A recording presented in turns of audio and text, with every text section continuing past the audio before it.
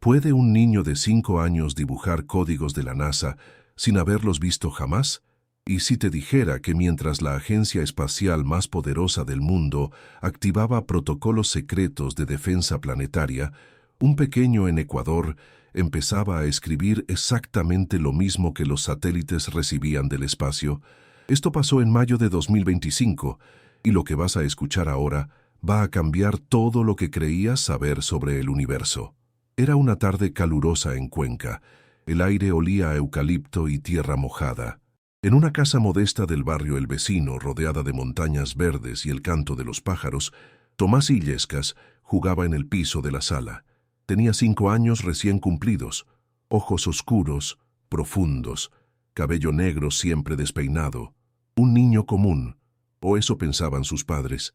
Sofía, su madre, doblaba ropa mientras miraba por la ventana. Recordaba ese día como si fuera ayer. El sol comenzaba a ocultarse detrás del cerro cuando escuchó el silencio. Ese silencio extraño que solo conocen las madres. Ese momento en que el niño deja de hacer ruido y algo en tu pecho te dice que voltees. Cuando giró la cabeza, vio a Tomás sentado en el suelo, inmóvil, con un crayón plateado en la mano derecha, y alrededor de él decenas de hojas blancas cubiertas de símbolos. No eran garabatos, no eran dibujos de niños, eran espirales perfectas, círculos concéntricos, líneas que se entrecruzaban formando patrones geométricos complejos, imposibles para un niño de 5 años. Sofía se acercó despacio, con el corazón latiendo más rápido. Se arrodilló junto a él. «Mijo, ¿qué es esto?» Tomás no levantó la vista. Siguió dibujando. Su mano se movía rápido, segura, como si alguien más la guiara. «Son ellos», dijo con voz suave, casi un susurro. «Están regresando». Sofía sintió un escalofrío recorrer su espalda. Tomó una de las hojas. La observó con atención. Los símbolos le resultaban extrañamente familiares. ¿Dónde los había visto antes? Esa noche, cuando Rodrigo, su esposo, llegó del trabajo, Sofía le mostró los dibujos. Rodrigo era ingeniero en el Observatorio Astronómico de Cuenca, un hombre de ciencia, racional, escéptico. Pero cuando vio las hojas palideció. «No puede ser», murmuró. «¿Qué pasa?», preguntó Sofía nerviosa. Rodrigo sacó su celular. Buscó una imagen en Internet. La NASA había publicado hacía apenas 2 días un comunicado técnico sobre una nueva frecuencia de transmisión satelital. En el documento aparecía un diagrama, un código, una secuencia de símbolos, idénticos a los que Tomás había dibujado, exactamente iguales. Sofía sintió que el aire se le escapaba de los pulmones. Rodrigo miraba las hojas y luego la pantalla de su teléfono, una y otra vez, como si quisiera encontrar una explicación lógica, pero no la había. Tal vez los vio en algún lado», dijo Sofía tratando de calmarse. «En la tele, en Internet». «Nosotros no tenemos Internet en casa, Sofía, y este código se publicó hace 2 días, en un sitio técnico de la NASA. Nadie lo ha visto fuera de los círculos científicos». Esa noche, Tomás durmió tranquilo, pero Sofía y Rodrigo no pudieron cerrar los ojos. Se quedaron en la sala mirando esas hojas blancas llenas de símbolos imposibles. Y en el silencio de la madrugada, mientras Cuenca dormía bajo las estrellas, una sola pregunta les atravesaba la mente. ¿Cómo? Pero lo que aún no sabían es que la pregunta correcta no era cómo, era ¿por qué? Y la respuesta llegaría más pronto de lo que imaginaban. Capítulo 2.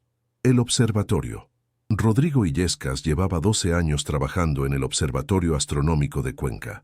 Conocía el cielo del hemisferio sur como la palma de su mano. Las constelaciones, los satélites, las frecuencias de radio que viajaban desde galaxias lejanas. Pero nunca, en todos esos años, había sentido miedo del espacio. Hasta ahora. La mañana siguiente amaneció gris. Nubes bajas cubrían las montañas. Rodrigo llegó temprano al observatorio, 1 hora antes que el resto del equipo. Necesitaba revisar algo. Necesitaba confirmar que lo que había visto en los dibujos de su hijo era solo una coincidencia absurda. El edificio estaba en silencio. Solo se escuchaba el zumbido constante de las computadoras y el suave girar de la cúpula del telescopio principal. Rodrigo encendió su estación de trabajo. Sus manos temblaban ligeramente mientras tecleaba. Buscó los registros de frecuencias captadas en las últimas 72 horas. Revisó el espectro de radio. Filtró las señales conocidas: satélites comerciales, comunicaciones militares, radiación de fondo. Lo que quedó lo dejó helado. Ahí estaba. Una señal. Limpia. Constante. En la frecuencia 1420 MHz. La línea del hidrógeno. El canal universal. El que los científicos usan para buscar vida inteligente porque, en teoría, cualquier civilización avanzada conocería esa frecuencia. Pero lo que hizo que Rodrigo se levantara de golpe de su silla no fue la frecuencia en sí, fue el patrón. La señal no era caótica ni aleatoria. Tenía estructura, repetición, matemática pura. Y cuando el programa convirtió esos pulsos en imagen visual, Rodrigo sintió que el mundo se detenía. En la pantalla apareció un patrón geométrico, espirales, círculos concéntricos, líneas que se entrecruzaban, exactamente igual a lo que Tomás había dibujado. Su hijo había reproducido con crayones de colores una señal del espacio. «No, no puede ser», susurró Rodrigo, pasándose las manos por el cabello. «Tiene que haber una explicación». Pero mientras miraba esa imagen, mientras sentía cómo su corazón latía contra sus costillas, una parte de él sabía la verdad. No había explicación lógica. Guardó los datos en una memoria USB. No le diría nada al equipo todavía. Primero tenía que entender qué estaba pasando. Primero tenía que hablar con Tomás. Cuando llegó a casa esa tarde, el cielo seguía gris. Sofía estaba en la cocina preparando la cena. El olor a sopa de quinoa llenaba la casa. Tomás jugaba en su cuarto. Rodrigo podía escuchar su voz suave, hablando solo, como hacen todos los niños. «Mijo, ven un momento», lo llamó Rodrigo desde la sala. Tomás apareció en la puerta. Traía un camión de juguete en la mano. Sonrió al ver a su papá. «Tomás, necesito que me digas algo». Rodrigo se arrodilló frente a él buscando sus ojos. «Esos dibujos que hiciste ayer, ¿quién te enseñó a hacerlos?» El niño ladeó la cabeza, confundido. «Nadie, papi». «¿Los viste en algún lado? ¿En la escuela? ¿En la tele?» «No». «Entonces, ¿cómo supiste qué dibujar?» Tomás miró hacia la ventana. Afuera, la tarde comenzaba a oscurecer. Cuando volvió a hablar, su voz sonó diferente, más seria, más adulta. «Los escuché». Rodrigo sintió un escalofrío. «¿Cómo que los escuchaste?» «En mi cabeza. Son como canciones, pero no con música, con formas. Y me dicen que los dibuje». Sofía apareció en la puerta de la cocina, secándose las manos con un trapo. Había escuchado todo. «¿Quiénes te dicen, mi amor?», preguntó con voz temblorosa. Tomás se encogió de hombros. «No sé sus nombres, pero vienen de muy lejos, del lugar donde las estrellas duermen». Un silencio pesado cayó sobre la sala. Afuera, empezó a llover. Gotas gruesas golpeaban contra el techo de zinc. Esa noche, Rodrigo no pudo dormir. Se quedó sentado en la sala, con su laptop abierta, investigando. Buscó reportes de la NASA, foros científicos, cualquier cosa que pudiera explicar lo que estaba pasando. Fue entonces cuando encontró algo que hizo que se le erizara la piel. Un artículo de hacía 3 días, publicado en un sitio de noticias científicas poco conocido. El titular decía: «NASA activa protocolo de defensa interplanetaria por primera vez en la historia». El artículo era breve. Decía que la agencia espacial había retirado repentinamente varios satélites civiles de órbita, que los telescopios del mundo habían recibido órdenes de enfocarse en una zona específica del espacio y que todo estaba relacionado con algo llamado Objeto 3I Atlas. Rodrigo nunca había oído ese nombre. Buscó más información. Lo que encontró lo dejó sin aliento. El 3I Atlas era un cometa interestelar detectado 6 meses atrás. Venía de fuera del sistema solar. Se movía a una velocidad imposible. Y su trayectoria apuntaba directamente hacia la Tierra. Pero lo más perturbador no era eso. Era que, según varios observatorios independientes, el cometa estaba emitiendo señales de radio, en la frecuencia 1420 MHz, la misma que Rodrigo había detectado en su observatorio, la misma que su hijo de 5 años había dibujado. Rodrigo cerró lentamente la laptop. Sus manos temblaban. Miró hacia el cuarto de Tomás. La puerta estaba entreabierta.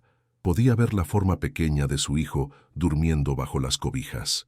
Y en ese momento, Rodrigo Illescas comprendió algo aterrador. Su hijo no estaba dibujando símbolos al azar.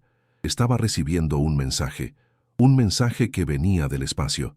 Y alguien, algo, allá afuera, estaba tratando de comunicarse a través de él. Rodrigo no le dijo nada a Sofía esa noche. ¿Cómo podría? ¿Cómo le explicas a tu esposa que tu hijo de 5 años está conectado con un objeto del espacio?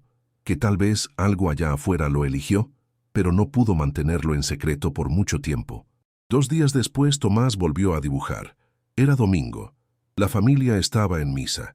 La iglesia de San Blas, pequeña y antigua, olía a incienso y madera vieja. Tomás se había portado bien durante toda la ceremonia. Tranquilo, callado, demasiado callado. Cuando Sofía le dio papel y colores para que se distrajera, el niño comenzó a dibujar de nuevo. Pero esta vez no eran símbolos. Era una imagen, un paisaje. Sofía miró el dibujo por encima del hombro de Tomás y sintió que se le cerraba la garganta. En el papel había un cielo negro lleno de estrellas, y en el centro, brillando con luz propia, había un objeto alargado, una roca brillante con una cola de luz azul que se extendía por toda la hoja. Y dentro de esa roca, 7 círculos perfectos, uno dentro del otro, como un ojo que todo lo ve. Al pie del dibujo, con letra temblorosa pero clara, Tomás había escrito algo. 3 y Atlas. Sofía sintió que el aire se le escapaba. Tomó el papel con manos temblorosas. ¿Cómo sabía ese nombre? ¿Cómo un niño de 5 años conocía el nombre de un cometa que apenas había sido mencionado en sitios científicos especializados? Cuando salieron de misa, Rodrigo vio el dibujo. Su rostro se puso pálido.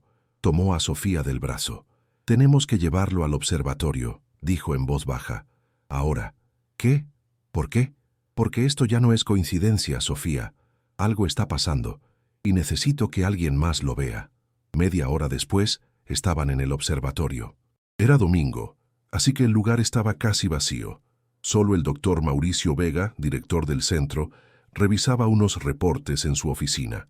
Mauricio era un hombre mayor, de 60 y tantos años, cabello gris, lentes gruesos, siempre serio.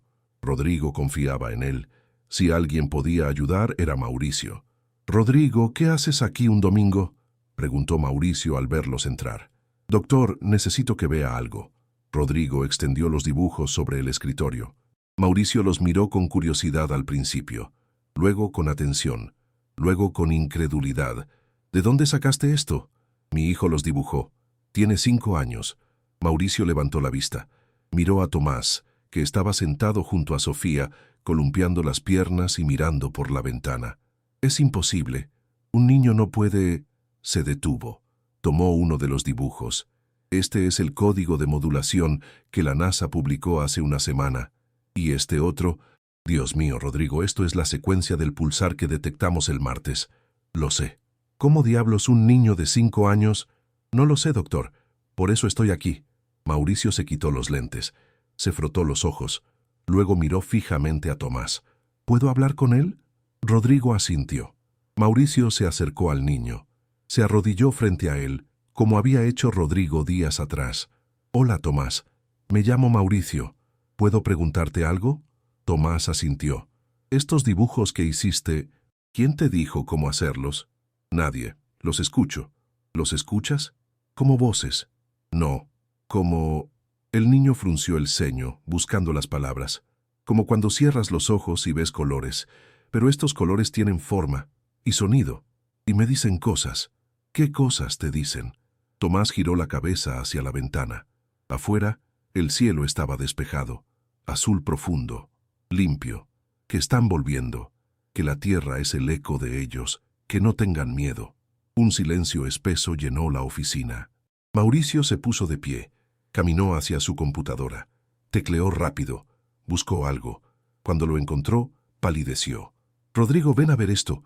En la pantalla había un gráfico, una línea de tiempo, fechas, coordenadas. «El cometa 3i Atlas», explicó Mauricio con voz tensa. «Fue detectado hace 6 meses, pero hace 3 semanas empezó a comportarse de manera extraña. Su velocidad aumentó, su trayectoria cambió ligeramente y empezó a emitir señales de radio. Ya lo sé, lo leí. Pero lo que no se ha hecho público es esto. Mauricio señaló la pantalla. Las señales no son aleatorias, tienen patrón, y ese patrón coincide con actividad cerebral humana. Rodrigo sintió que el piso se movía bajo sus pies. ¿Qué? La NASA lo clasificó como anomalía biológica no identificada. Por eso activaron el protocolo de defensa, porque la firma de esas señales se parece a un electroencefalograma. Sofía se puso de pie, caminó hacia ellos. ¿Me están diciendo que ese cometa está vivo? No lo sabemos, respondió Mauricio. Pero lo que sí sabemos es que está tratando de comunicarse. Y por alguna razón, miró a Tomás. Tu hijo lo está recibiendo. En ese momento, todas las luces del observatorio parpadearon. Las computadoras emitieron un pitido agudo. Las alarmas empezaron a sonar. Mauricio corrió hacia la consola principal. Sus dedos volaban sobre el teclado. ¿Qué está pasando?, gritó Rodrigo por encima del ruido. Estamos recibiendo una señal masiva, desde el sector 14 Alfa, donde está el 3 y Atlas. ¿Qué dice? Mauricio no respondió. Sus ojos estaban fijos en la pantalla. En su rostro había algo entre terror y asombro. La señal se estaba convirtiendo en imagen. Líneas, formas, círculos. Y cuando la imagen se completó, todos en la sala se quedaron helados. Era el mismo dibujo que Tomás había hecho esa mañana en la iglesia. Exactamente igual. Pero esta vez venía directamente del espacio. Y en la parte inferior de la pantalla, el programa de traducción empezó a descifrar algo. Letras aparecieron una por una. Protocolo de contacto iniciado. Coordenadas 2873 el de US, 79.000 el link 51 de UO. Receptor identificado. Edad 5 años. Preparar para transmisión completa. Las coordenadas eran las de Cuenca, las de su ciudad, las de su casa. Rodrigo miró a su hijo. Tomás ya no estaba mirando por la ventana, estaba mirándolo a él, y en sus ojos había algo que no era de un niño de 5 años. Era conocimiento, era otra cosa. Papá, dijo Tomás con voz clara, ellos no vienen a destruir, vienen a recordar. El 3i Atlas es una semilla, no una piedra. Y entonces el niño cerró los ojos y empezó a hablar en un idioma que nadie había escuchado jamás. Las palabras que salían de la boca de Tomás no eran español, no eran inglés, no eran ningún idioma conocido. Sonaban como agua corriendo sobre piedras, como viento atravesando cañones, como algo muy antiguo o muy nuevo. Sofía corrió hacia su hijo. Lo tomó de los hombros. «Tomás, mijo, despierta». Pero el niño no abría los ojos. Seguía hablando. Su voz era suave pero constante. Las palabras fluían sin pausa, como si las hubiera conocido toda su vida. Mauricio grababa todo con su teléfono. Sus manos temblaban tanto que la imagen salía borrosa. «Rodrigo, necesitamos ayuda. Esto nos sobrepasa». ¿Ayuda de quién? ¿De la policía? ¿Del hospital? ¿Qué les vamos a decir? De pronto Tomás dejó de hablar. Abrió los ojos. Parpadeó. Miró a su madre. «Tengo sed, mami», como si nada hubiera pasado. Sofía lo abrazó con fuerza. Lágrimas corrían por sus mejillas. Rodrigo se arrodilló junto a ellos. El observatorio seguía en silencio, solo interrumpido por el zumbido de las computadoras. «Tenemos que llevarlo a casa», dijo Sofía con voz firme. «Ahora». Pero antes de que pudieran moverse, el teléfono de Mauricio sonó. Era un número desconocido, internacional. Mauricio dudó, luego contestó. «¿Sí?» Una voz en inglés clara y profesional. «Doctor Mauricio Vega, Observatorio Astronómico de Cuenca. Mi nombre es Rachel Brennan. Soy oficial de enlace del Programa de Defensa Planetaria de la NASA. Necesitamos hablar sobre las señales que han estado recibiendo». Mauricio tragó saliva. «¿Cómo saben que...?» «Todos los observatorios del mundo están conectados a nuestra red de monitoreo. Detectamos la anomalía en su sistema hace 8 minutos. Y también detectamos actividad inusual en su ubicación. ¿Hay alguien más con usted en este momento?» Mauricio miró a Rodrigo, luego a Tomás. «Sí, una familia». «¿Hay un niño?» El silencio que siguió fue más fuerte que cualquier respuesta. «Doctor Vega, necesito que escuche con mucho cuidado.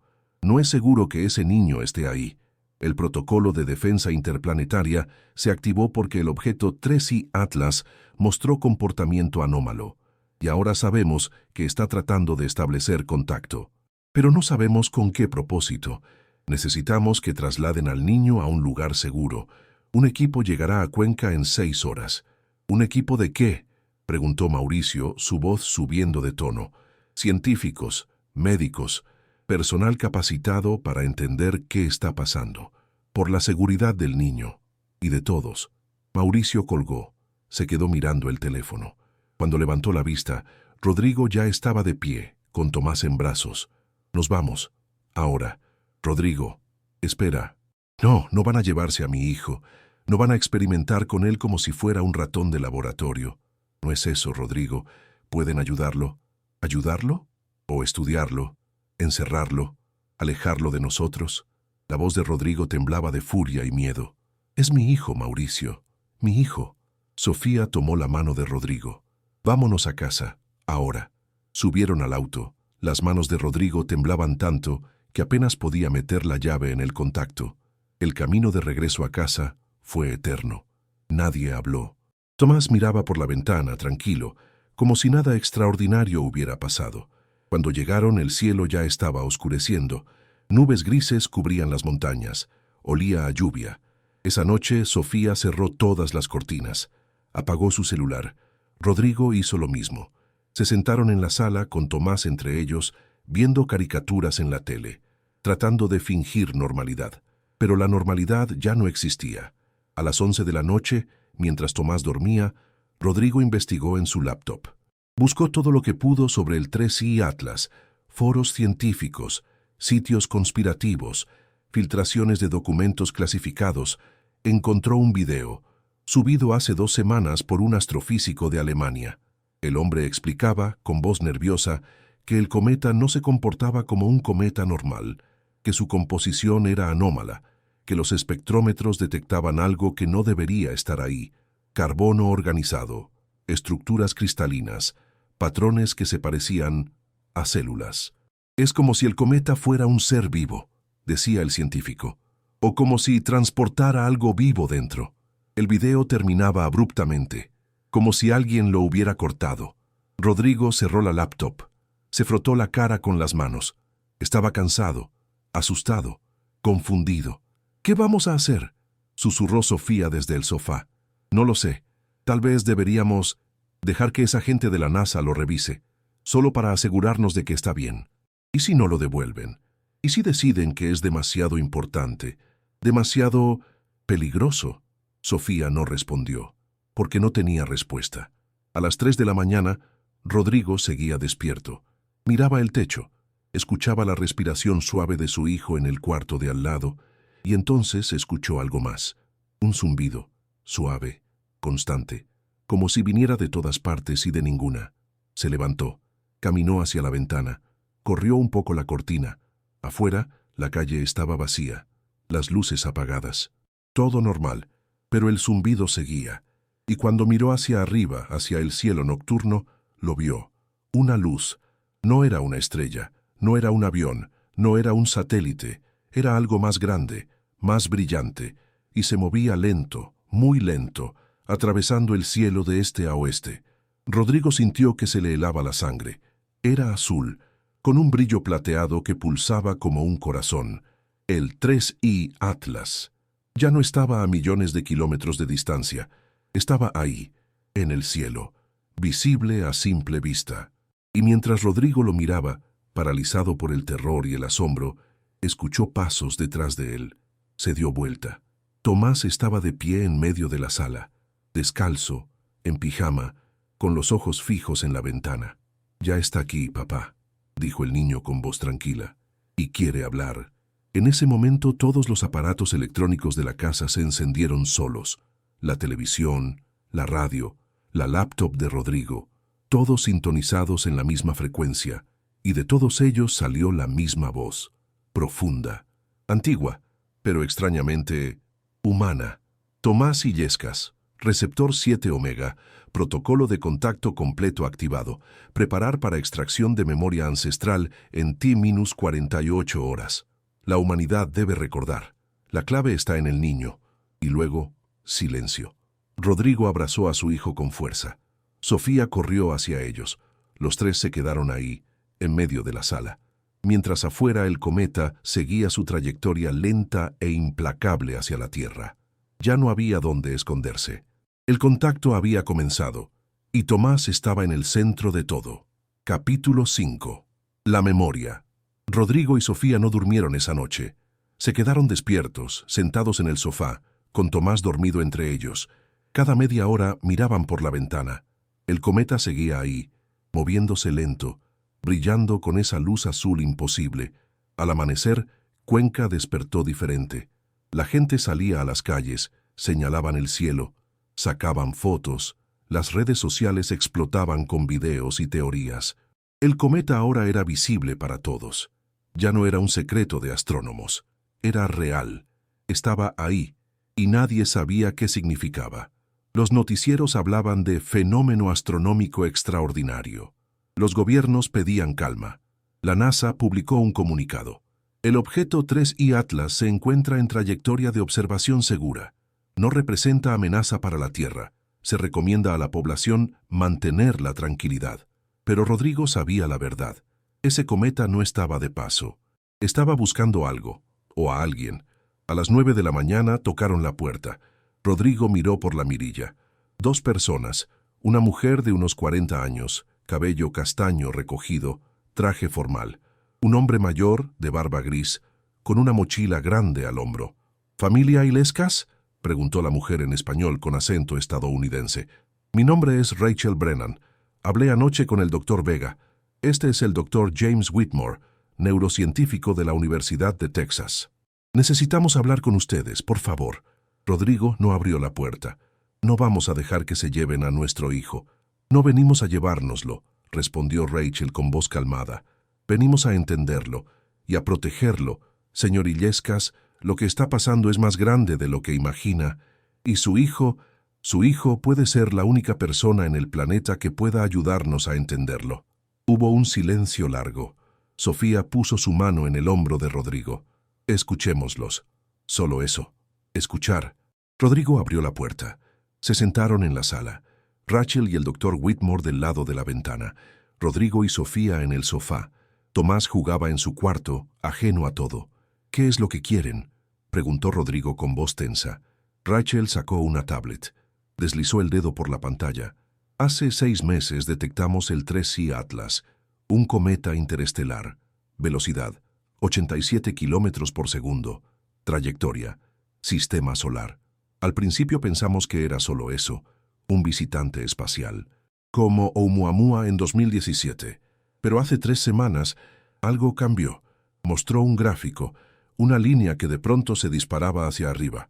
Empezó a emitir señales de radio, señales complejas, con patrones matemáticos, y cuando las analizamos, hizo una pausa. Descubrimos que esas señales coinciden con actividad cerebral humana, como si alguien o algo estuviera pensando dentro del cometa. ¿Pensando?, repitió Sofía. ¿Un cometa que piensa? El doctor Whitmore se inclinó hacia adelante. No sabemos qué es, pero sabemos que está tratando de comunicarse y está buscando receptores, personas que puedan sintonizar con él. Hemos detectado otros casos, muy pocos. Un hombre en India, una anciana en Japón, un adolescente en Brasil. Todos empezaron a dibujar los mismos símbolos, a hablar idiomas desconocidos, pero ninguno tan claro como su hijo. ¿Por qué él?, preguntó Rodrigo. Es solo un niño. Esa es la pregunta que necesitamos responder, dijo Rachel.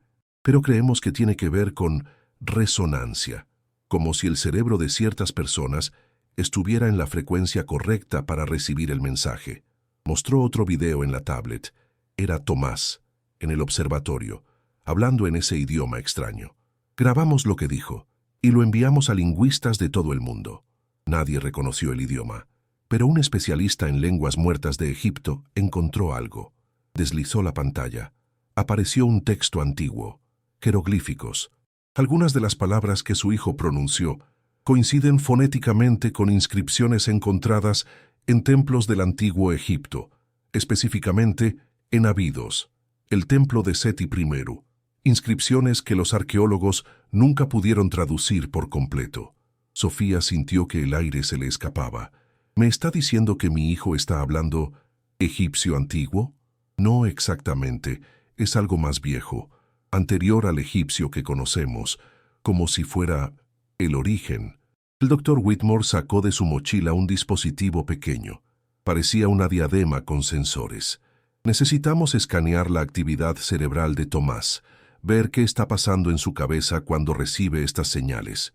No es invasivo, no le hará daño, pero puede darnos respuestas. Rodrigo miró a Sofía. Ella tenía lágrimas en los ojos. ¿Y si le hace daño? ¿Si algo sale mal? Señor Illescas, dijo Rachel con voz firme, el cometa estará en su punto más cercano a la Tierra en 48 horas. No sabemos qué va a pasar, pero creemos que el mensaje que está enviando está dirigido específicamente a su hijo, y si no entendemos qué dice ese mensaje, se detuvo. Puede ser peligroso, para él, para todos. Hubo un silencio pesado. Entonces, desde el cuarto se escuchó la voz de Tomás. Está bien, mami, pueden revisarme, no tengo miedo. Todos voltearon. El niño estaba parado en la puerta de su cuarto, mirándolos con esos ojos oscuros que de pronto parecían mucho más antiguos de lo que deberían. Media hora después, Tomás estaba sentado en el comedor. El doctor Whitmore colocaba con cuidado los sensores en su cabeza, pequeños puntos de gel conductor, cables delgados conectados a una computadora. Listo, campeón, ahora solo relájate, piensa en lo que quieras. Pero apenas el equipo se encendió, la pantalla se llenó de actividad, ondas cerebrales disparadas, patrones complejos, sincronizados, como si el cerebro de Tomás estuviera comunicándose con algo. Dios mío, susurró el doctor Whitmore, esto no es normal. Su corteza prefrontal está activa al nivel de un adulto, y esta área, señaló un punto en la pantalla. Esta área normalmente está inactiva en niños. Es la zona asociada con memoria ancestral. ¿Memoria ancestral?, preguntó Rodrigo. ¿Qué significa eso? Significa que está accediendo a información que no debería tener, como si recordara cosas que no vivió, o que vivió en otra vida. Tomás cerró los ojos. Su respiración se hizo más lenta, y cuando volvió a hablar, su voz sonaba diferente, más profunda, más resonante. El Tracy Atlas no es una piedra, es una biblioteca. Contiene la memoria de los primeros, de los que vinieron antes. Cuando la Tierra era joven, ellos dejaron semillas. No en la Tierra, en el código, en lo que ustedes llaman ADN. Y ahora han regresado para despertar a los que pueden recordar. El silencio en la sala era absoluto. ¿Quiénes son los primeros?, preguntó Rachel con voz temblorosa. Tomás abrió los ojos, y cuando miró a Rachel, había algo en su mirada que no era humano. Era más. Nosotros, ustedes, todos. Somos el eco de algo que nació entre las estrellas, y el 3i Atlas vino a recordárnoslo. En ese momento, la computadora del doctor Whitmore emitió un pitido agudo. En la pantalla apareció un mensaje. Transmisión entrante. Fuente. Objeto 3i Atlas. Código de receptor. Tomás Illescas. Iniciando descarga de memoria completa en T-24 horas. Rachel miró a Rodrigo. Tenemos menos tiempo del que pensábamos, y afuera, en el cielo de Cuenca, el cometa brillaba más fuerte que nunca, como si estuviera esperando. Las siguientes 24 horas fueron una cuenta regresiva hacia lo desconocido. El gobierno ecuatoriano evacuó el barrio donde vivían los Illescas. Dijeron que era por precaución científica, pero todos sabían la verdad. Todos habían visto el cometa. Todos sentían que algo grande estaba por pasar. Rachel Brennan transformó la casa en un centro de operaciones improvisado. Computadoras, equipos de monitoreo, científicos conectados por videollamada desde la NASA, desde Europa, desde China, todos observando a un niño de 5 años que jugaba con sus carritos en el piso de la sala. Tomás no parecía asustado. De hecho, parecía más tranquilo que nunca. ¿No tienes miedo, mijo?, le preguntó Sofía, arrodillándose junto a él. Tomás negó con la cabeza. ¿Por qué tendría miedo, mami? Ellos son familia. Esas palabras le partieron el corazón a Sofía. ¿Familia? ¿Qué familia? ¿De qué estaba hablando su hijo? A las 11 de la noche, el cometa alcanzó su punto más cercano. Ya no era solo una luz en el cielo, era una presencia, enorme, brillante, dominando todo el firmamento nocturno. Las calles de Cuenca estaban vacías, la gente se había encerrado en sus casas, algunos rezaban, otros simplemente esperaban. En la sala de los Illescas, el doctor Whitmore monitoreaba los signos vitales de Tomás. Todo normal, ritmo cardíaco estable, respiración regular, pero la actividad cerebral era extraordinaria. Su cerebro está operando a niveles que nunca he visto, susurró. Es como si estuviera procesando años de información en segundos. A medianoche exacta, todos los aparatos electrónicos de la casa parpadearon, y Tomás dejó de jugar.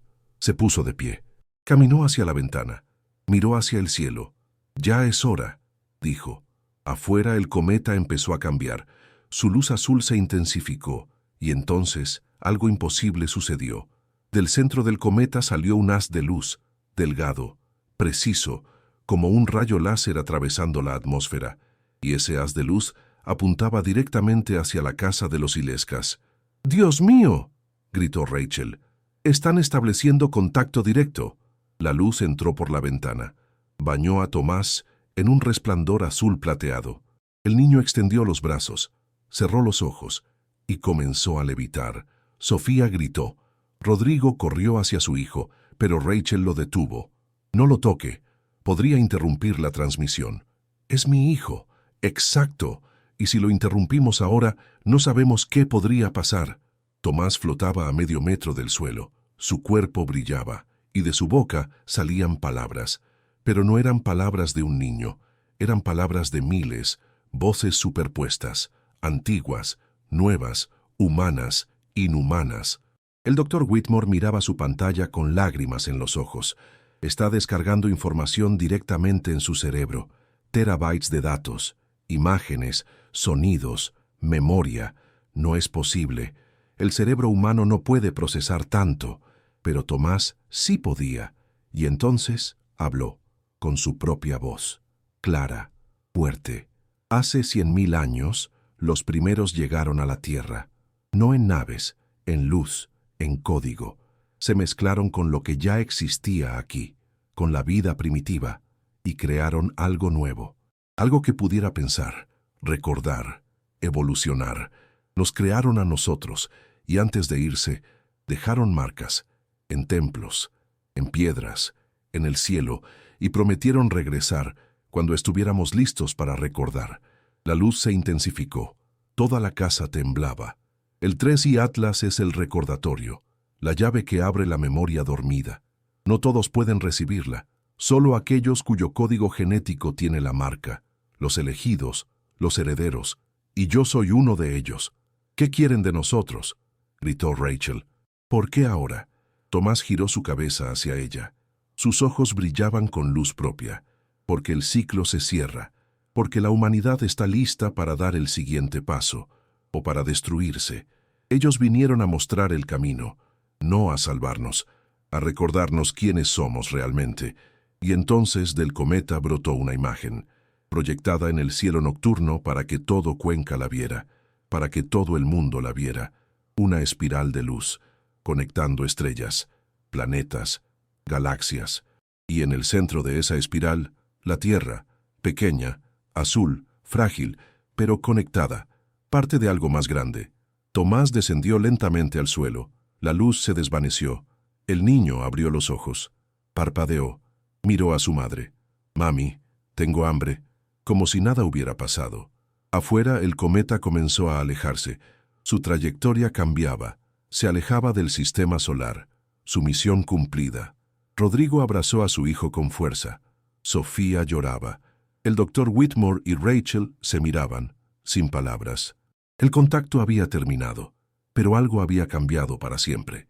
En los días siguientes, otros receptores en el mundo compartieron el mismo mensaje, la misma memoria, y lentamente la humanidad comenzó a entender.